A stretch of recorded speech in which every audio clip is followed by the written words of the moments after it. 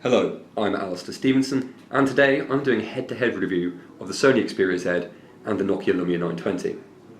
Now, released weeks ago, Xperia Z is the current top dog in the Android community, taking on the likes of the forthcoming HTC One and Samsung Galaxy S4. In this endeavour, Sony's loaded the Z with pretty much every innovation it could think of, and we have to say we're pretty impressed.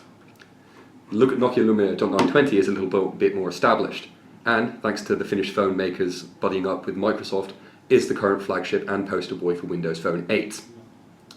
In terms of dimensions, you can see that both are fairly similar, with the Xperia Z measuring in at 139 by 71 by 7.9 millimeters, and the Lumia 920 a fairly equivalent 130 by 71 by 10.7 millimeters.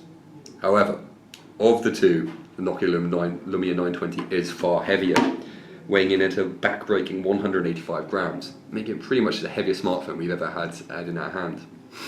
This is mainly because of the custom camera lens that Nokia's put in the back, which being glass, it adds a fair bit of weight to the device.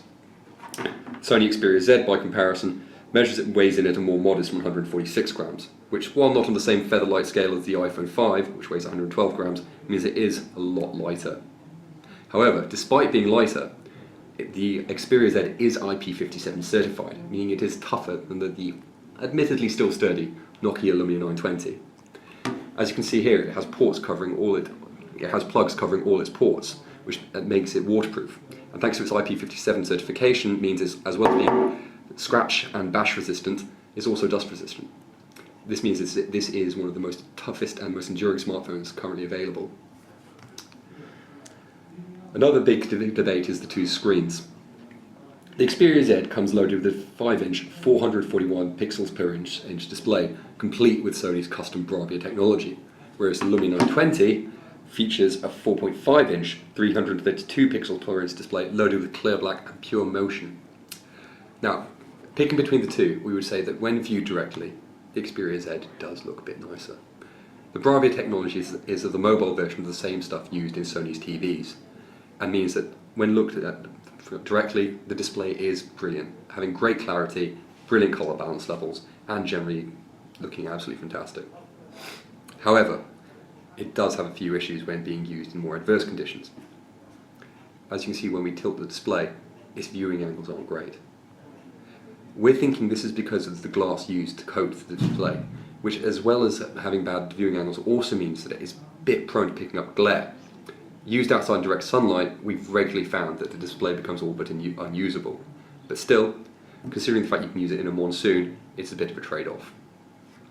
Now, the Lumia 920, by comparison, features clear black technology. Now, this is technology by Nokia designed to make blacks deeper and richer, and this also means that the colours pop out more. Using it, while the pixel per inch count is lower, we found this meant that the colours do pop out a bit more on the Lumia 920 display, and it's got better viewing angles, and it's slightly easier to use when in bright sunlit conditions. Additionally, for those using it outside, pure motion is a great bit of technology, which means that you can actually navigate and use the screen while wearing a glove. While this may sound small, living in cold and windy Britain, it really is a boon, not having to sacrifice our hands' warmth when checking our email on the move. In terms of power, there's a big debate going on. Like most top-end Android handsets, the Xperia Z is quad-core, while, thanks to Windows Phone 8 and its new ability to take multi-core processors, the Lumia 920 is dual-core.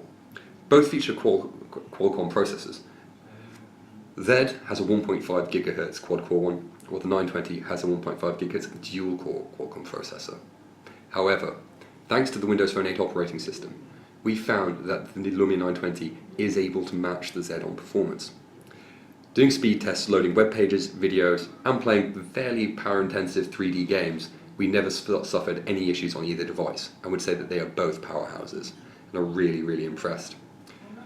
Additionally, unlike a few other older handsets, thanks to Jelly Bean and its Project Butter, we found that the Xperia Z is completely free of the chug and glitches that were plagued older Android versions, and is almost as smooth to use as the Apple iPhone 5 with its optimized iOS 6 operating system.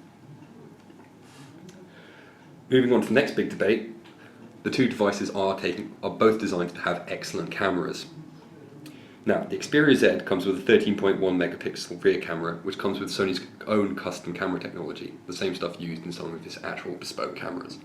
Whereas the Lumia 920 comes with an 8.7 megapixel rear camera, complete with a Carl's Zeiss lens and some custom pure view technology by Nokia.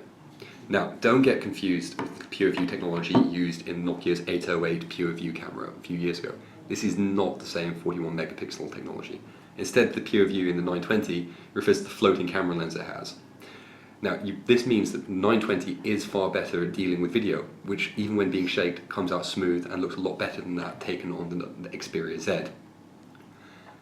Additionally, the Carl's Zeiss lens we found is slightly better in low light conditions, with pictures taken in low light looking a lot better than the 920, featuring much better colour balance levels and being significantly brighter. Photos taken on the Xperia Z in low light by comparison could look slightly pixelated and generally a little bit blurry.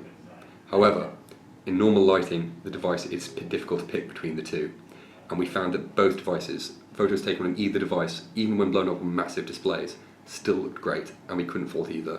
And we would dare say that both are among the best ever seen on any smartphone for taking photos. Now, moving on to the debate about operating systems, the Xperia Z comes with a customised version of Jelly Bean. As you can see here, most of the changes are consumer focused, having custom Walkman, album, movies and Sony Select. Additionally, you'll see it has Video Unlimited and Music Unlimited. Basically, Sony's equivalents of more consumer focused stores. The 920 by comparison has a lot more to offer businesses. Not only does it have all the inherent perks of Windows Phone 8, which include data encryption and of course Microsoft Office, it also has a few location services custom built by Nokia. These include its Here Maps service, Here Drive, and of course City Lens. Now, of all of them, Nokia City Lens is the most interesting.